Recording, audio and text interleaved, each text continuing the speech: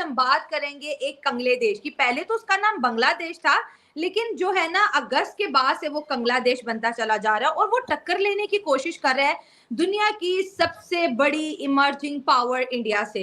सच्चा मुसलमान ये मैं ये क्या सच्चा मुसलमान मैं सच्चे मुसलमान की बात कर रहा हूँ। मेरी बात कभी क्या सच्चा मुसलमान क्या क्या कश्मीर ऐसा बोले कश्मीर तक तो इमरान खान ने भेज दिया। कश्मीर के लिए क्या किया उसने? अगर कोई तकलीफ में है तो अगर वो हिंदू है, सिख है या ईसाई है, हम मुसलमान हैं, तो क्या हम उसकी मदद इसलिए नहीं करेंगे कि वो मुसलमान नहीं है? हमारे लिए एज ए पाकिस्तानी बाइस शर्मनाक है कि वो हमें मुंह नहीं लगाना चाहते। हम उनसे बार बार वो चीजें खरीद रहे हैं और इंडिया वो है जो इसराइल को सपोर्ट कर रहा है। ठीक है ना, इसराइल को वो खुलेआम सपोर्ट करता है और वो फलस्तीनी हमारे मुसलमान भाई हैं। जो चीजें हम उनसे खरीदते हैं, जाहिर सी बात है उसका जो प्रॉफिट होता है वो सारा उन्हीं को जाता है, यहूदियों को।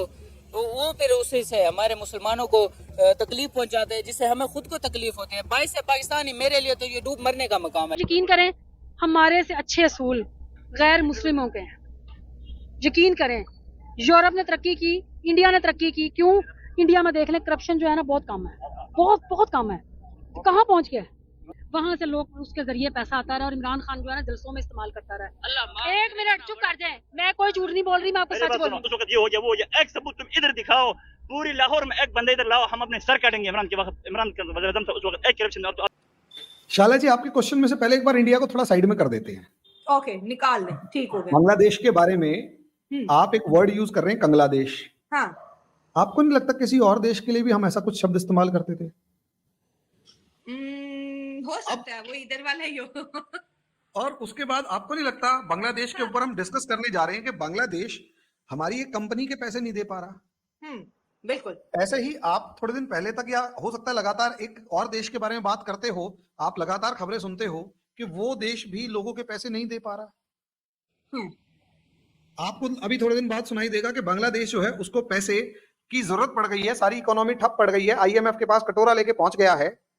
ठीक है, पहली या दूसरी बार पहुंचा है, लेकिन आपको नहीं लगता ऐसे हम लगातार सुनते हैं कि आईएमएफ के पास एक और कंट्री है जो 25-26 बार कटोरा लेके पहुंचा हुआ है? वो रिकॉर्ड तो हमारा है, वो कोई नहीं तोड़ सकता। हेलो दोस्तों, जैसा कि आपने हाईलाइट में थे, बांग्लादेश पर अब बिजली का गंभीर संकट खड़ा हो सकता है। बांग्लादेश पर अडानी पावर का 7200 करोड़ रुपये से ज़्यादा बकाया है। कहा जा रहा है कि अडानी पावर ने बकाया चुकाने के लिए 7 नवंबर तक डेडलाइन दी थी। अगर तब तक भुगतान नहीं किया गया तो बिजली की सप्लाई बंद हो सकती है। पहले ही बदहाली अर्थव्यवस्था से जूझ रहा बांग्लादेश अब एक नई मुसीबत में पड़ सकता है। बांग्लादेश पर अडानी पावर बकाया बढ़ता जा रहा है। बांग्लादेश को सबसे ज़्यादा बिजली अडानी पावर से मिलता था। बांग्लादेश को अडानी पावर झारखंड लिमिटेड एपीजीएल की बिजली मिलती थी। ये बिजली गोड्डा प्लांट से दी जाती थी। एपीजीएल भी बांग्लादेश की उसकी ज़रूरत 30% बिजली देता था। बांग्लादेश की सरकारी कंपनी बांग्लादेश पावर डेवलपमेंट ने एपीजीएल 85 करोड़ डॉलर 7200 करोड़ रुपये का बकाया है। ऐसी खबर है कि अडानी ग्रुप ने बकाया चुकाने के लिए 7 नवंबर तक समय दिया है। 7 तारीख के तक बकाया नहीं दिया गया तो अडानी पावर बांग्लादेश की सप्लाई रोक सकता है। तो दोस्तों चलिए देखते हैं कि पाक मीडिया इस वीडियो पर क्या रिएक्शन देता है, उनका क्या कहना है इस बारे में। वो बात अलग है, लेकिन हम फिर उसी डिबेट पे आते हैं। मैं सिर्फ ये, मेरा पॉइंट ये है कि हम 75 ईयर हो गए हैं हमें और भारत को, ऐसे ही है। वो अपनी बिजली बना रहे हैं, अपनी तरक्की कर रहे हैं। हमें हमारे लीडर ने, जो भी हो, वो खान साहब हो या कोई और लीडर हो 75 में, हमें क्या दिया कि हम कभी सोचते हैं यार ईरान से बिजली ले लें, चाइना से बिजली ले लें, हमें वो वाला कोई चीज दे जाए। जिस मुल्क में जाते हैं मांगते हैं। हमारे और उनमें डिफरेंस क्या था कि हम मजहब पे पैदा हुए, हम इतने बड़े लीडर पैदा करने वाले थे। ऐसी बात नहीं है कि पाकिस्तान की जो जड़ें हैं वो करप्शन खा गई। हर शोबे में करप्शन है, ऊपर से नीचे तक देख लें। जिस बंदे को ताकत दी गई है ना, जिस बंदे को इतनी सी भी ताकत है, वो करप्शन करता है, वो करप्ट है। पाकिस्तान से करप्शन खत्म हो जाए ना, आप यकीन करें जितना अल्लाह पाक ने पाकिस्तान को ता फरमाया, जितनी मादनियात, जितनी निबातात, और क्या कोयटा और ईरान की सरहद मिलती है। अगर ईरान में पेट्रोल निकल सकता है तो क्या कोयटा में नहीं होगा? सिर्फ उसको निकाला नहीं जाता पेट्रोल को। क्यों? कि हमने मायदे कर लिए महंगे, बिजली खरीदने के, तेल खरीदने के, हम बना नहीं सकते। क्यों? कि हम मायदों के पाबंद हो गए हैं। मैंने बात जब शुरू की, मैंने आपसे एक बात कही थी कि देखें, अगर कोई तकलीफ में है तो अगर वो हिंदू है, सिख है या ईसाई है, हम मुसलमान हैं, तो क्या हम उसकी मदद इसलिए नहीं करेंगे कि वो मुसलमान नहीं है? नहीं, हम उसकी मदद करेंगे क्यों? कि वो इंसान है, बिल्कुल। इंसान पहले है, मजहब बाद में आता है।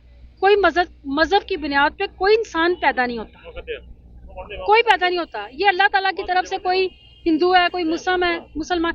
और आप यकीन करें, हमारे से अच्छे असूल गैर मुस्लिमों के हैं। यकीन करें, यूरोप ने तरक्की की, इंडिया ने तरक्की की। क्यों? इंडिया में देख लें, करप्शन जो है ना बहुत कम है, बहुत कम है। तो कहाँ पहुंच गया है? बिल्कुल ऐसे ही। कहाँ चला गया है? उसने अपनी डिजिटल जो मनी है, ऑनलाइन जो अपना है, उन्होंने कर लिया है। ठीक है, फिर उनको देख लें, हर जगह उनको बुलाया जा रहा है, आगे किया जा रहा है। और फिर उनके डैम देख लें, उन्होंने बना लिए हैं। बिजली उन्होंने फ्री, पता नहीं कितने यूनिट फ्री कर दी अपनी 600 यूनिट है। और यहाँ पे हमारी आवाम बिजली के बिल दे दे के मर जाती है, तनख्वाह घर लेके आती है, अगले दिन बिजली की बिल में दे के हाथ झाड़ के आराम से बैठ जाती है। लोगों ने स्कूल से बच्चे उठा लिए हैं, उनके पास फीसें देने के लिए पैसे नहीं रह गए, वो कहते हैं बिल दें के बच्चों को फीसें दें। देखें जवाब देना चाहिए। हाँ बिल्कुल, ये सही बात कर रही हैं कि इस चीज पे तो मजहब के इसी तरह अगर आप 2 साल पहले चले जाएं, जब इमरान खान की थी तो डैम भी बन रहे थे, ठीक है ना, और काम भी, करप्शन में भी कमी आई थी, ठीक है ना। हम मजहब पे उसको, करप्शन में कमी आई थी? हम बात तो सुने, कब आई है? किस करप्शन में? बात तो सुने। डैम कब बना है? कहाँ पे? ख्वाब में? ये काला बाग डैम जो बन रहा हाँ, है, कब शायद बना है? आपकी आंखों वो तो में डैम वाले बाबा भाग गए। वो तो बेनजीर के दौर से काला बाग डैम बन रहा है, तो बना कब है? तो वो बना क्यों नहीं? बन उस टाइम से रहा है। वो हम कभी से- बन सकता ही नहीं। वो आपको जो ताकतें हैं ना, एजेंसियां, वो कभी बनने देंगी नहीं कि पाकिस्तान तरक्की आप करे। मेरा पूरा जवाब ही नहीं सुनती आप। सुना मैंने आपका। ठीक है ना, ये कह रहे हैं कि 2 साल पहले चले जाएं, पाकिस्तान कहाँ था। अब हम कह रहे हैं कि जी वो शादी उसने यहूदी से यार की है। शादी छोड़ दे, वो हाँ, मान गए। ठीक है ना। शौकत खानम ये कह रहे हैं कि जी शौकत खानम आज वो बना हुआ है ना, आप चल के देख सकते हैं, कराची में भी बन रहा है, पेशावर में। शौकत खानम की जो बैकग्राउंड ये है कि जितनी पार्टी को फंडिंग होती रही है ना, वो खुद शौकत खानम के नाम पे फंडिंग होती रही है। वहां से लोग उसके जरिए पैसा आता रहा और इमरान खान जो है ना जलसों में इस्तेमाल करता रहा। अल्लाह माफ। एक मिनट चुप कर जाए, मैं कोई झूठ नहीं बोल रही, मैं आपको मेरी सच बात बोल सुनो, रही हूँ। आज तक आपको पाकिस्तान में एक बंदा लाओ, अगर कि एक बंदे ने सबूत दिया जब इमरान खान की हुकूमत किया उस 3 साल में, एक इमरान खान की एक, मेरी बात सुनो, तुम मेरी बात सुनो, एक corruption with respect, with corruption की रिस्पेक्ट। सबूत आप ले लो, मैं अभी इधर अपने सर काटूंगा। एक मिनट ठहर जाए। कितनी जमीन जो थी ना सरकारी, वो किस जगह पे है मेरे जहन में नहीं आ रहा। इसकी बहनों का नाम निकली है इमरान खान की, लीमा खान और दूसरी, वो जमीन उनके पास कहाँ चली गई? चलो कब? करप्शन ही ना हुई, वो जमीन उनका नाम किस तरह हो गई है, मुझे ये बताओ। पानी बंद हो चुकी है उसे भी। हाँ, ठीक है, बांग्लादेश आपको नहीं लगता फिर उसी ट्रैक पे है? कुछ सेम बातें लग रही होंगी। सेम लग रहा अच्छा, है। इन दोनों के अंदर एक चीज कॉमन हो रहा है, क्या? इंडिया। इंडिया से नफरत। सैंडविच हो गया ना बीच में। ना इंडिया सैंडविच क्या हो गया? एक को इस काख में दबा रखा है, दूसरे को इस काख में दबा रखा है, बता भाई क्या करेगा तू? सवाल तो यही है ना, वो शोर तो मचा रहे हैं भाई। देखो सीधी सी बात ये है, आपका दुश्मन बहुत ताकतवर है तो सब, और आप उससे लड़ना भी चाहते हो तो कुछ टाइम के लिए तो उससे दोस्ती करो ना, उसके बराबर किसी मामले में तो पहुंचो, उसकी ताकत को आजमाओ। प्रॉब्लम को समझिए, पाकिस्तान और बांग्लादेश आज के दिन दोनों एक जगह पर खड़े हैं, बस फर्क इतना है, पाकिस्तान जहां पर 1979 या 71 में खड़ा था, 47 में खड़ा था, बांग्लादेश आज वहां खड़ा है। और आज जो बांग्लादेश की हालत है उसके पीछे इंडिया जिम्मेदार नहीं है। इंडिया ने तो तब भी बहुत कोशिश करी है कि यार मान जाओ। इससे अच्छा एक बात बताइए, इससे ज्यादा बुरा और क्या, मतलब और ज्यादा क्या सैक्रिफाइस करें? हमने अपनी थाली में से अपने लोगों की रोटी छीनकर, रोजगार छीनकर, एम्प्लॉयमेंट छीनकर बांग्लादेश को दे दिया। भाई रेडीमेड गारमेंट के एक्सपोर्ट का हब इंडिया होता था। हमारे यहाँ 2 लाख से ज्यादा छोटी बड़ी फैक्ट्रीज थी रेडीमेड गारमेंट्स की। मेरे घर के पास गांधीनगर के अंदर वो फैक्ट्रियां थी, दिल्ली में। दिल्ली में एक जगह है चांदनी चौक के सब्सिडरी गांधीनगर, वहां पर 2 लाख के करीब छोटी बड़ी फैक्ट्रियां और दुकानें थी जिनके अंदर रेडीमेड गारमेंट्स बनते थे। इंडियन गवर्नमेंट ने उस रेडीमेड गारमेंट की पूरी उन 2 लाख फैक्ट्रियों के अंदर जो 10 से 12 लाख छोटे बड़े लेवल पर मजदूर काम करते थे, उन सबकी रोजी रोटी छीन कर बांग्लादेश को दे दी कि आप अपने लोगों को रोजगार दो, हम यहाँ जो लोग हैं इनको दूसरा काम देकर उनको खुश कर लेंगे। आप अपने लोगों के पास खाने पीने की कोशिश कर, आप अपने लोगों के लिए कुछ ना कुछ एम्प्लॉयमेंट दो, कुछ काम धंधा दो इनको। और शेख हसीना 2008 में आई थी और 2008 के बाद इंडिया की जो इकोनॉमी थी, वो जो खासकर रेडीमेड गारमेंट्स था, वो खत्म हो गया था। और बांग्लादेश से हमारी कंट्री के अंदर रेडीमेड गारमेंट बांग्लादेश से आ रहे हैं। हमने चला कहा चलो कोई बात नहीं, और जब तक शेख हसीना थी वहां हमारी जो रेडीमेड गारमेंट्स की फैक्ट्रीज थी वो तो बंद पड़ी हुई थी, बहुत धीरे चल रही थी। ठीक हो आप गया। अंदाजा लगाइए, इस रेडीमेड गारमेंट्स के काम से रिलेटेड काम करने वाला मेरा एक ब्रदर इन लॉ भी था जिसका काम बंद हो गया। शॉकिंग ना, हमारे यहाँ हुआ इतना बड़ा सेक्रीफाइस हम लोगों ने किया बांग्लादेश के लिए। लेकिन क्यों? की बात देखिए, बांग्लादेश को इससे फायदा भी हुआ, दुनिया के रेडीमेड गारमेंट्स का हब बन गया। अमेरिका से लेकर चाइना तक बांग्लादेश के रेडीमेड गारमेंट्स दिखाई दे रहे हैं। कई बार क्या होता है ना, घी हजम नहीं होता, यहाँ घी हजम नहीं हुआ। नफरत हमसे पता है किस चीज की है?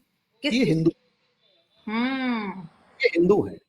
तो पाकिस्तान नफरत नहीं थी 1971-72 में जब हिंदुओं को मदद के लिए बुला रहे थे? नहीं, देखो तब नफरत पाकिस्तानियों से थी। हाँ। अभी बता रहा हूं, उसके ऊपर ही आ रहा हूं मैं, 2 मिनट। हम पाकिस्तान और बांग्लादेश में जो कॉमन एलिमेंट आज के दिन देखने को मिल रहा है वो है हिंदू से नफरत। अच्छा। तभी आप देखेंगे पाकिस्तान में भी जब मर्जी देखेंगे तो हिंदूज के अगेंस्ट जब मर्जी वायलेंस हो जाता है और गवर्नमेंट भी नहीं रोकती।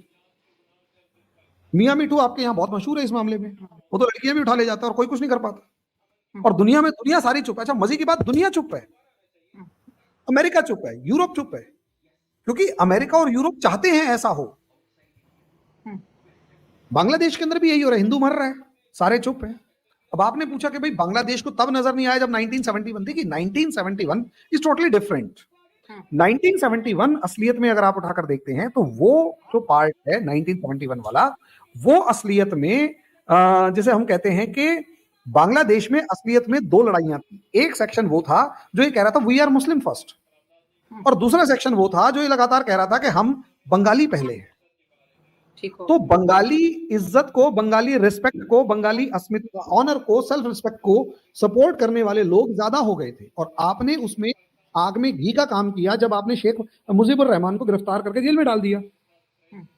जब शेख मुजीबुर रहमान को जेल में डाला तो ऑब्वियस सी बात है बंगाल के अंदर गुस्सा इतना आया कि बंगाली जो सेल्फ रिस्पेक्ट थी वो खड़ी हो गई।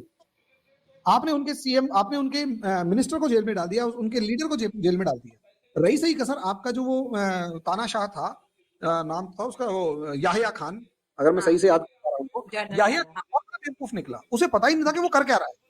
उसने पब्लिक आउटरीच को, पब्लिक जिसे कहते हैं अपसर्ज को बंदूक के दम पर दबाने की कोशिश करी। अगर पाकिस्तान प्यार से डील कर जाता, उनसे प्यार से डील करता, थोड़े तरीके के साथ डील करता, या मामले को थोड़े दिन ठंडा होने के लिए छोड़ देता बिना कुछ किए, और थोड़े दिन प्राइम मिनिस्टर बना भी देता, तो क्या दिक्कत थी? लेकिन नहीं, आप तो बनाएंगे। आपकी गलती थी उसमें, हमारे को तो मजबूरी में बीच में टांग अड़ानी पड़ी थी। तो इसलिए अगर आप में से किसी को लगता है कि इंडिया की मदद से बांग्लादेश बना तो बांग्लादेश इंडिया वालों का कोई एहसान मानते हैं, तो आप लोग बहुत बड़ी गलतफहमी में हैं। क्योंकि पाकिस्तान बनने का जो सबसे पहला मूवमेंट था वो किसी इस्लामाबाद या लाहौर से शुरू नहीं हुआ था, कराची से शुरू नहीं हुआ था। वो सबसे पहला मूवमेंट ढाका से शुरू हुआ था। जिस मुस्लिम लीग ने पाकिस्तान बनाया वो ढाका में थी। और जिस पाकिस्तान का रियल मार्केट वाला मूवमेंट शुरू हुआ, जिसे कहते हैं लड़के लेंगे पाकिस्तान, वो लाहौर, इस्लामाबाद, कराची ये नहीं थे। ये कौन सी कंट्री थी या कौन से शहर था? कलकत्ता, बंगाल। 16 अगस्त 1946, 16 अगस्त 1946 को जब डायरेक्ट एक्शन डे बनाया गया तो उसके पीछे का लॉजिक ही ये था कि लड़के लेंगे पाकिस्तान और हिंदुओं को मारो। 6000 हिंदू महज 2 घंटे में सोहरावर्दी ने मरवा दिए थे। तो ये कहना कि बंगालियों में हिंदुओं के लिए कोई लगाव था तो ये गलतफहमी है।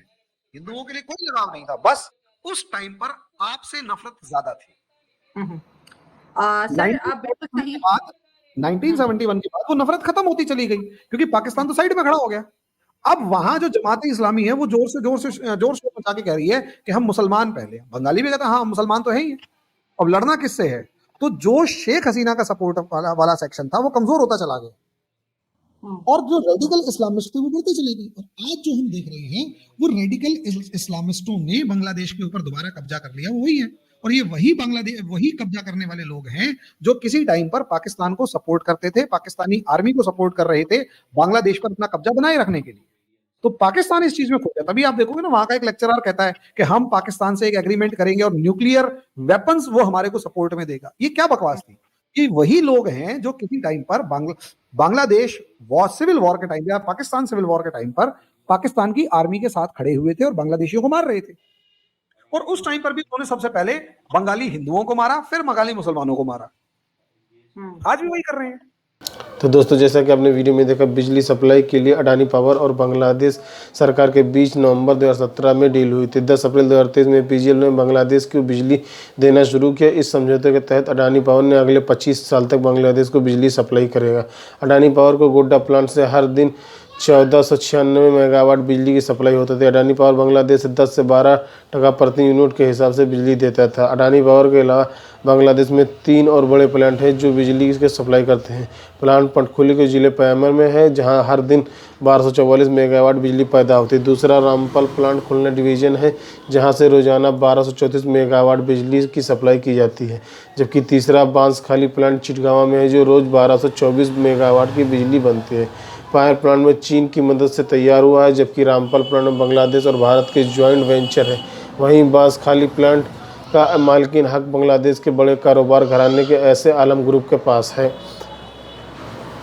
बांग्लादेश पर अडानी पावर का बकाया इसलिए बढ़ता चला गया क्योंकि वो उससे भुगतान नहीं कर पा रहे हैं। जब शेख हसीना की सरकार थी तब अडानी पावर को हर महीने 6.5 करोड़ रुपये डॉलर का भुगतान किया जाता, लेकिन मोहम्मद यूनुस की सरकार में ये कम होगा। स्थानीय मीडिया के मुताबिक जुलाई में और अगस्त में बांग्लादेश के अडानी पावर को 3.1 करोड़ डॉलर का भुगतान किया। सितंबर में 8.7 करोड़ और अक्टूबर में 9.7 करोड़ का डॉलर भुगतान किया गया। जब बकाया बढ़ता जा रहा तो अडानी पावर के अक्टूबर के आखिरी हफ्ते में बांग्लादेश 30 अक्टूबर तक भुगतान करने का दबाव बढ़ा तो बांग्लादेश ने 17 करोड़ डॉलर करीब 1500 करोड़ रुपये के लेटर ऑफ क्रेडिट देने के कहा है। अडानी पावर ने इस मंजूर को लिया है, लेकिन बांग्लादेश ने बताया कि वो letter of credit commercial bank के बजाय कृषि बैंक से देंगे, तो अडानी पावर ने इसे नामंजूर कर दिया। तो दोस्तों, वीडियो कैसा लगा अपनी राय कमेंट बॉक्स में जरूर दें। वीडियो पसंद आए तो लाइक और सब्सक्राइब करना ना भूलें।